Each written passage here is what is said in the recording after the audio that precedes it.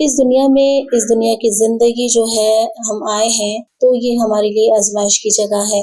یہ دنیا آرام گاہ نہیں ہے، سیر گاہ نہیں، یہ تماشا گاہ نہیں، یہ قیام گاہ نہیں، یہ امتحان گاہ ہے۔ افسوس کہ ہم نے اسے چراگاہ بنا رکھا ہے۔ ہم سمجھتے ہیں کہ کھا پی کر زندگی گزر جائے گی، ہرگز نہیں۔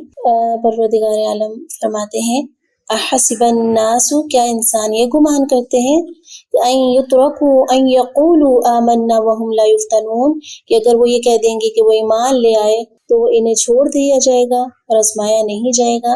اللہ تعالیٰ نے پہلے لوگوں کو بھی آزمایا اور بعد کے لوگوں کو بھی آزمائیں گے۔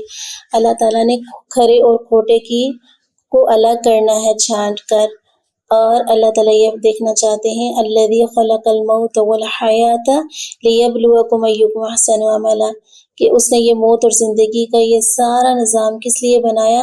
یہ کوئی کھیل تماشے کے لیے نہیں بنایا، بلکہ اللہ یہ دیکھنا چاہتے تھے کہ تم میں سے اچھے کام کون کر آتا ہے۔ لہٰذا ساتھیوں، ہمیں اس دنیا کی زندگی میں اپنی شخصیت کو سنوارنا ہوگا، اپنے کردار کو بہتر بنانا ہوگا، اچھے اخلاق کو اپنانا ہوگا۔ آپ صلی اللہ علیہ وآلہ وسلم کی زندگی کو دیکھ کر اپنی شخصیت کی تعمیر کرنی ہوگی، اللہ کا بندہ بن کر اس دنیا کے اندر زندگی گزارنی ہوگی۔